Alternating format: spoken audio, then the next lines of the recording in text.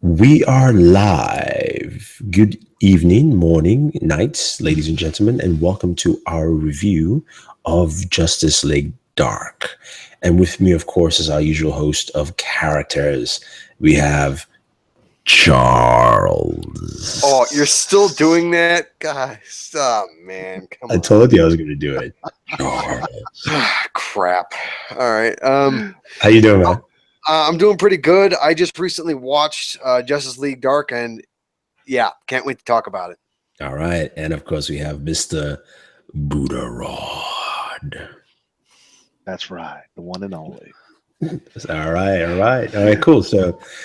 So we have Justice League Dark, which is the first of, usually they do about 2 or 3 animated movies every year, DC. And the first one is Justice League Dark, which basically follows the Justice League Dark team, basically the team that uses mostly magic.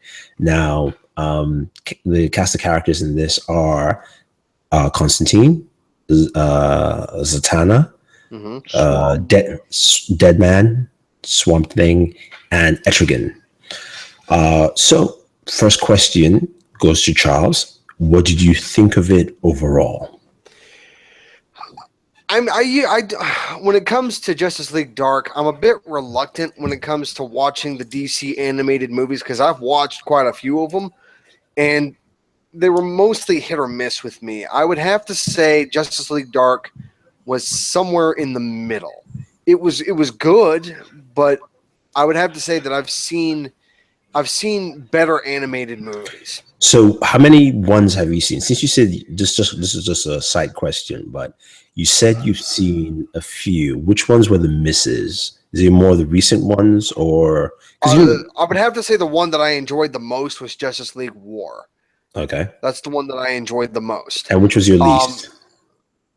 Shit. I would have to say Killing Joke. Okay. Killing Joke. That's a lot of people's. Yeah. Killing Joke would have to be my least favorite. But I don't remember that. I know there's more that I've seen, but I don't remember the names of them. So I would have to count them among the misses. Never saw Flashpoint. You haven't watched. There's so many, man. You need to go watch all of them. Netflix. There's a I know it's on Netflix, Lou, but I got better things to watch. No, you don't. Voyager don't count. All right. Lou, how about you? What did you think of Justice League Dark? I thought the movie was great. You know, to his point, I do agree. There's some that are hit and miss, but there's been a lot more hits than misses. Well, I can't. In my eye, I can only say the misses that I've seen because I've not seen all the animated movies. I would have to say the amount of animated movies that I have watched, I can count on one hand. Oh, there's more than 5. There's about 15. I know there is, 20. but I've only seen enough to count on one hand. I will tell you this: before Wonder Woman comes out, make sure you watch the Wonder Woman animated movie. It came out in 2009, I believe. So definitely watch that. I would agree with you guys too. It was this one I didn't enjoy it as much as I thought I would. I still enjoyed it, but I didn't enjoy it as much. I think it's because it was Constantine and Justice League crew. That's what I would like to call it instead. It really focused on Constantine. Okay. Yes. Granted, he had the vehicle in terms of the house to move around. His buddy was the enemy in a sense, at least one of the first baddies. We saw a glimpse of how powerful Zatanna can be because she is considered one of the most powerful ones. Swamp Thing was kind of used in there. Deadman was barely used. Yeah, Deadman was barely used. Deadman was cool, but yeah, I would have to say Deadman was probably the best part of the entire movie. I like Deadman quite a bit. I believe they called him Boston. He was about to get it on with the house mistress. Yeah. And the most useless person out of that whole bunch, Batman. I didn't think so. I think he was used when he knew his place in this world. Yeah, I get that, but the way see this is where I think they made a mistake. They wrote it more like it was a real movie rather than an animated movie. That's where I differed a little bit. I get that point. I'm just thinking he should have shown a little bit more skepticism like he normally does, and not go, But okay, but remember the key scene at the beginning of the movie. I know, but I'm saying when Superman and Wonder Woman both confronted him, saying, "You've dealt with magic before," and he kind of like brushed it off. Yeah, but see, so that's what he normally does. Like, he will brush it off, he will experience it, and then he use science to try and calculate it. It should have been something where he does that until he gets to the point where Zatanna, went fully crazy. That's when he kind of goes, okay, all right, never mind. There's this movie should have been rated R. To me, it didn't matter. It wasn't even that mattered. No. This movie should have been rated R just for the first 3 minutes. Oh, the woman driving the car and hitting all those. Girl killed 20 people when she started driving. Oh, demons! Oh my God! Ah! Doing all that shit. That justified rated R. The homeboy with the shotgun about to blow his family's head off his shed, and he had people hanging from the roof like they're dripping blood. All right, that deserved a rated R. Yeah, it did. Not that crappy killing joke for, oh, let me take my shirt off and let's have sex on this rooftop. I mean, there are many reasons or differences or whatever you can call it, but to me, it didn't need it. It wasn't. It didn't need to be, but if they were to give this an R rating, that justified it. Maybe. I mean, maybe or so, but people are being hanging from the ceiling in a shed. Yeah, if that doesn't deserve an R rating, I don't know what does. No, there was no blood. There was no blood. I remember it now. There was no blood. That's why. There was blood. Graphic imaging. No, there wasn't. There was blood when they were on the floor. Yeah, but it was like they've always have blood like as a pool, but not flowing. There's a whole difference how they break these things down. Okay, now we're looking at Saw territory. I don't need all that. Yeah, technicality. Yeah, there are many technicalities that involved. But anything else? Any other characters? Anything else that you guys liked or disliked? Well, I will say that I liked him too. I thought it was pretty cool. I wasn't familiar with the character. I just liked the fact that he just rhymed with everything. Everything out of his mouth was a rhyme. Yeah, I did like that too. There was a couple of rhymes he did where I busted out laughing. I was like, "You're really gonna say that? Okay." Yeah, but one thing I did like is I like seeing Matt Ryan come back as Constantine. However, I felt it wasn't as impactful as, let's say, Matt Ryan doing the live action Constantine.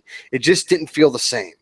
I mean, it's not going to, I think, but I think it was good that I think actually, to me, I think it did in a different way in the sense that the voice sounded familiar. So, for instance, the guy who plays Batman voice for the new Batman voice in this animated one is the guy who plays Patriot in Agents of S.H.I.E.L.D. What's his name? Jason O'Mara?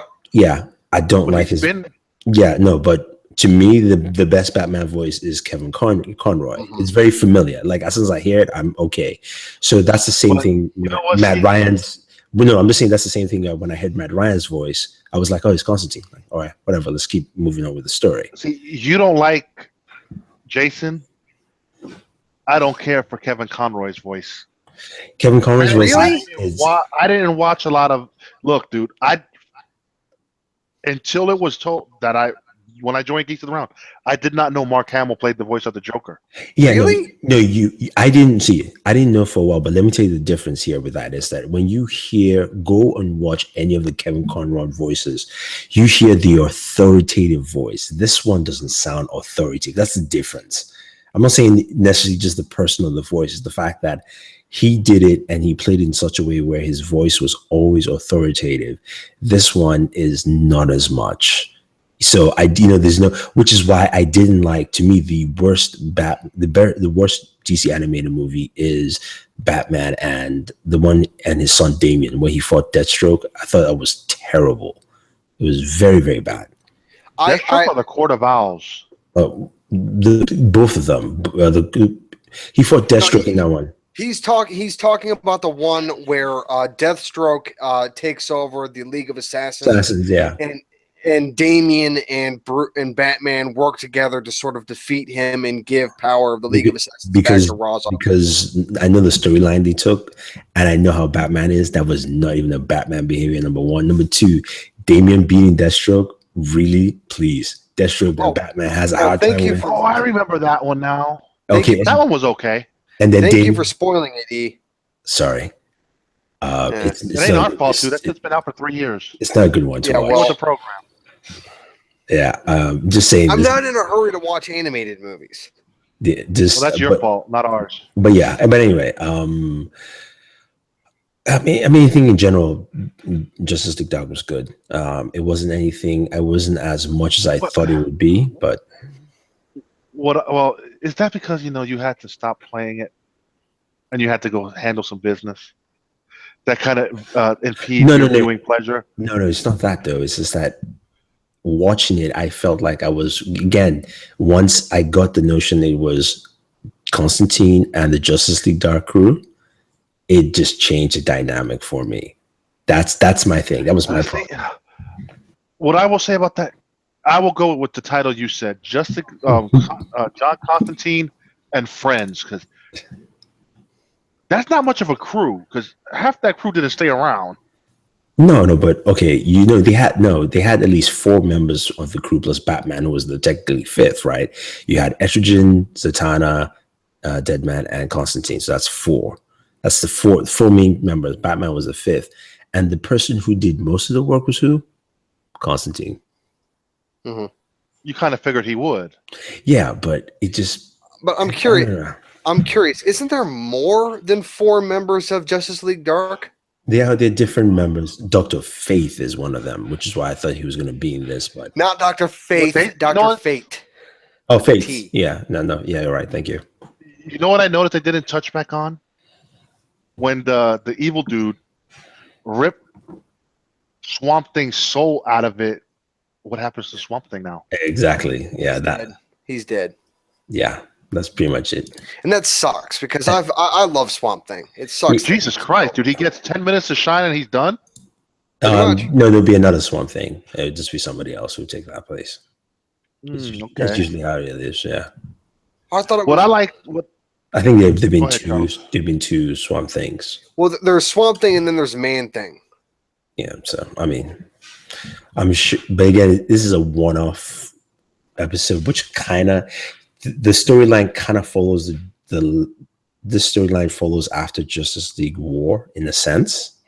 The second Justice League movie after War, the one where they recruited Aquaman. So this is kind of the story after that because it's the same Superman design, the same Batman and Wonder Woman design. Wasn't War where they fought with Aquaman? No, War is the one where they went up against Darkseid. That was it. The second one after yes. There's the one that they recruit Aquaman into the group. In the league. And then this is kind of after that. So we know we're getting Teen Titans this year, and then we might be getting another Batman, I think. I think all we're getting is going to be the Teen Titans later this year, and that's it. I could be wrong. They most likely, I think there'll be a Wonder Woman. And they didn't give us an end credit scene, which is a little disappointing. I think. When does DC ever give us a post-credit scene? No, they always do for the. They've been doing them lately. For the animated ones, they do. Oh, okay. Well, I haven't watched a lot of animated ones, so I don't know. Yeah, the animated ones they do. So what I also liked is they painted John Constantine as a real asshole. Well, that's because he is. I mean, yeah. Oh no, but he's like. You could tell he's gotten up his Zatanna and broke that heart a little bit. Oh yeah, Zatanna is pissed with Constantine. Oh, a drink, yeah. Well, this drink ain't turning into nothing else. Yeah. Yeah, definitely. Anything else before we round up? I'm looking forward to watching the Teen Titans one. I've been enjoying these animated movies. They've been doing them pretty well. I might watch the Teen Titan ones because I watched the cartoon that came out like about 10 years ago. I'd probably watch. I watched that, so I'll probably watch the movie. Charles, you know damn well you're gonna watch it. Just quit the gibberish. Cool. All right. I think You're that's a movie reviewer now. Um, When we call the arms, you join the call. Wow. Okay. On that note, before we sign off, some quick news since we're here. Flash has gotten a new writer or writing crew. Basically, the writer of, and I just had it too. Wow. That must have just dropped. Hold on one second, guys. Let me go to heroic. The Screen Rants, they put the title, they don't tell you, then they go to this long story, and you're like, oh, come on. The writers of the new King Arthur and Robin Hood is rewriting Flash. Now, so that goes to tell you it's not making its 2018 release date. Oh no, it will. Now It ain't. It will, because It won't. it's You're supposed to- rewriting, unless you're rewriting to the storyboards that are already made and the sets that are already Yeah, made. and you see, you keep forgetting the point. They just announced the writer. It doesn't mean he hadn't started a while ago. Just because they announce something, this is how the studios work. Sometimes they'll announce it because they just hire the person, or sometimes they won't. The last thing this guy wrote was King Arthur, and he is in the W6 which King Arthur? the new one. See, what if that movie ends up sucking? Then it is, but it's a Guy Ritchie movie, though. Guy Ritchie movies rarely suck. They may not do well box office when you watch it. Like, I like the movie. At the very least, his movies always are. I liked it. That's of every Guy Ritchie movie I've seen. Which Robin Hood movie was written by this guy? Robin Hood. Probably going to be the new one. Yeah, the new one. Robin Hood Origins. Origins, yeah. So that would be that's going to be the new one. No, that's the one with No. the kid from. It's going to be the new one. There's a new The one from Kingsman. Yeah, the kid from Kingsman. The new Robin Hood's going to have the kid from Kingsman. I have not heard about a Robin Hood movie coming out. 2018. Oh, because Charles, my friend, dude, you're not up to date with news like we are.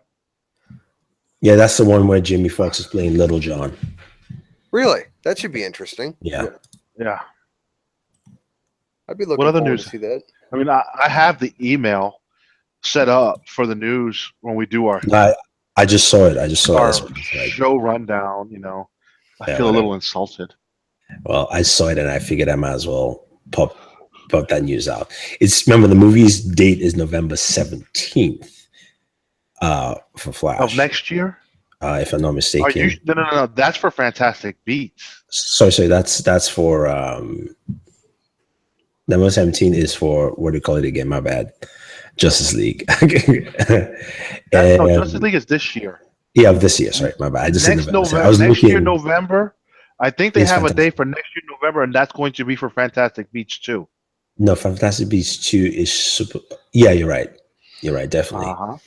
So, I mean, it all depends on what happens and where, or if this already has been written, and because I think all intents and purposes that the movie is still coming out next year. It just means that it will move its date from its spring date to another date. Huh. Well, Yeah. I don't know if you saw Umberto's tweet earlier this week, but he had from a trusted source, I know he talked about someone who saw both both cuts, saw the Wonder Woman and Justice League cuts, and they're raving about it. So all this cockamamie doo-doo foo-hoo that's going around, just let the movie be. Yeah. Let it come out when it's going to come out, and then judge it then.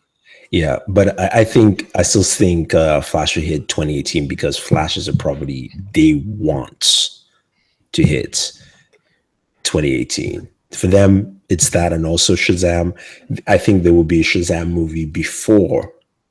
I love what they're doing with that. I mean, so there'll be a Black Adam movie before a Shazam movie. Makes sense. I like that. I mean, and then I like the little tease that they say he might show up in Aquaman. He has to show up somewhere, because if he's coming out in 2019 and Aquaman is just shooting, remember, Shazam is from how many years ago? 5,000 years ago. Atlanteans have been around for a while. See, here's something that I kind of hope they would touch on. And it all stems from what they said in Man of Steel. We've traveled the galaxy and we've visited many worlds and we set up shop in many places. Remember Kara's prequel comic that ties in to the Man of Steel movie? They're not going to bring that up. I guarantee you. They don't need to bring her up. But you could bring up that's how the Atlanteans and the Amazonians come into play. Yes, and I mean, yeah, sort of. I mean, they will touch on it more or less that maybe. Dude, she could have gave birth to multiple kids. No, they're not going to do that. They're not going to do that because it doesn't match with the Amazonians. Amazonians are truly descendants of Zeus. That's how they've already said it. They said they are gods. They've already stated that. The directors, producers have said Zeus exists. And you see the story synopsis for Wonder Woman? Yeah, but he's dead. From there, yeah, from the French magazine, exactly. So basically, the Amazonian side, I think more or less is that either Atlanteans knew about Kryptonian technology because they saw it, or they, at least when it crashed, they actually, that kind of thing, but not necessarily the fact that it's there. I think what it is that Kryptonians are the ones who caused the meta gene to show up on Earth. Something. Yeah, I think I think that's what it is. Not necessarily the fact that they are the ones who caused, No. Atlanteans. She could have gave birth to a kid, and then that kid multiplies, and it's got the gene, becomes strong. Not everybody, just means one out of, I always thought the meta gene was just a genetic accident that happened spontaneously. I mean, yeah, but I'm saying that's the Flash. That's the TV Flash version. No, I mean that's how it is in general. It's just the meta gene is just like mutations in X-Men, except